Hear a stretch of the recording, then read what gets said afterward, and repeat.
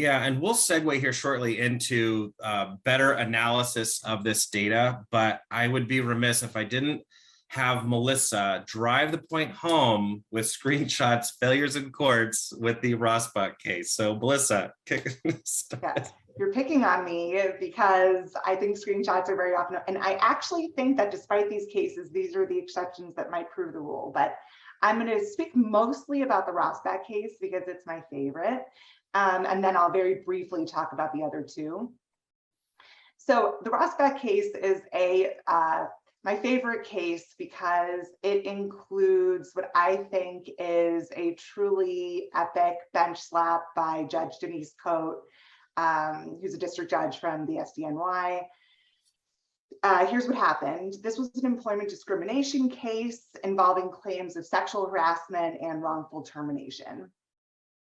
The primary piece of documentary evidence was that supported that the plaintiff was sexually harassed by her supervisor was a series of text messages between the plaintiff and her supervisor.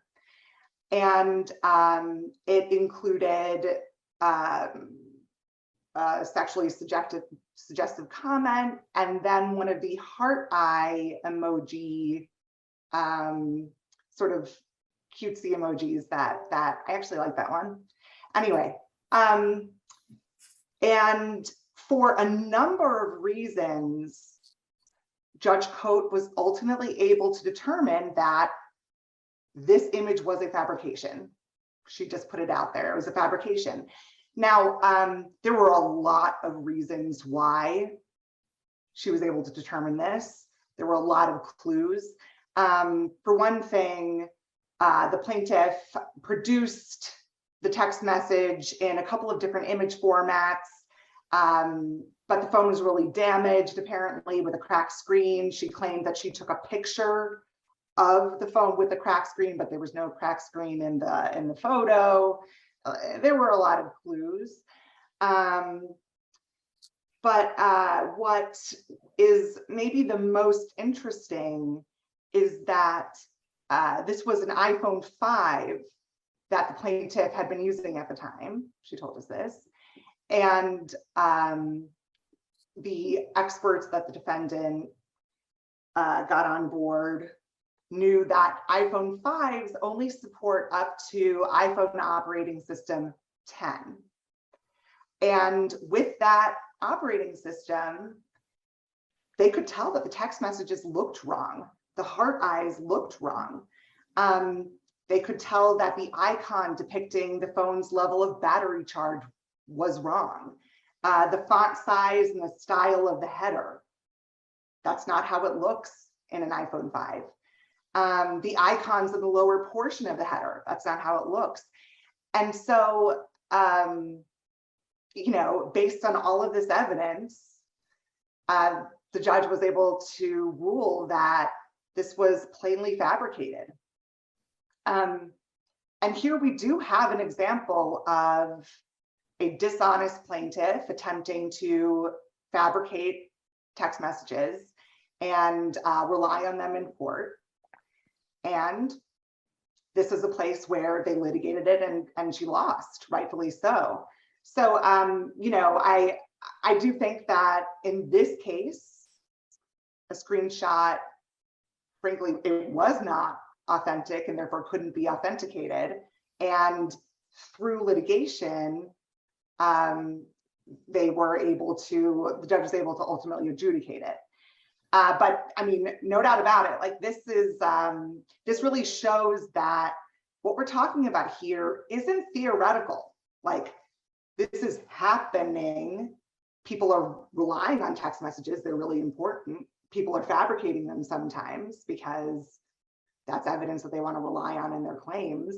And I think that employment discrimination cases are ones where and sexual harassment cases are ones where you may see more of these sorts of issues. So something to be vigilant for. But yeah, I mean, this is an excellent example of a place where screenshots totally failed in court. Yeah, and it doesn't take much for the other person in that dialogue to say, I never wrote this, right? And that'll raise suspicion and some further forensic activities like the analysis that you described in this case.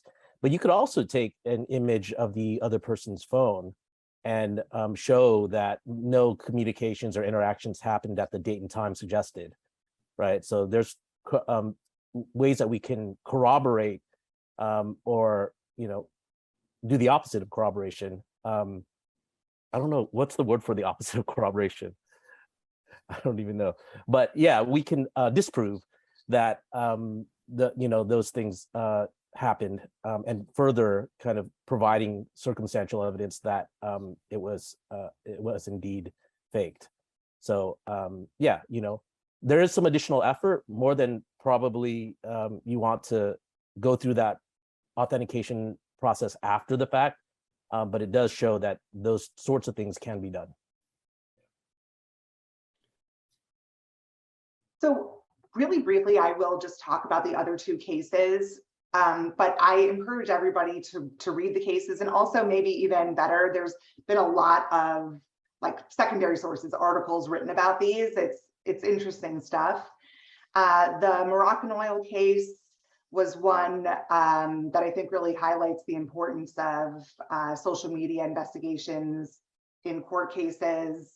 In this case, the court ruled that Facebook screenshots were inadmissible. The court reasoned that the screenshots couldn't be authenticated. And as a result of the ruling, the court dismissed the screenshots as evidence. Really, the court recognized that like anyone can put anything on the internet, and so a screenshot, wasn't compelling enough. And so I think that this case stands for the proposition that authentication of social media posts, it requires more than mere confirmation that it belongs to a certain person. Supporting evidence is really helpful in these cases. Metadata is, I think, particularly important evidence. So that's Moroccan oil. And R.V. Martin was a case where Facebook screenshots were submitted to the police through an anonymous source. The court rejected those screenshots, holding that the anonymous source and the police couldn't validate the authenticity of the screenshots. And that would be one other area that I'd be a little bit careful of when you're talking about screenshotting. If you go that route, I understand it for the idea of proportionality and controlling costs and things like that. But R.V. Martin shows you have to put a face behind who it was that performed those screenshots. And I'm not an attorney. I just play one on webinars with Rick Clark. So I'll let you actual attorneys go ahead and shoot me down here. But I would also be cautious in the idea of, I think that, whoever then takes those screenshots now becomes a witness. And you do run the risk of opening yourself to further questioning, depositions about how did you collect them? How do you know that that's everything? How do you know that there wasn't a larger universe that you didn't screenshot? So, things I think to kind of keep in mind if you are going that screenshotting route.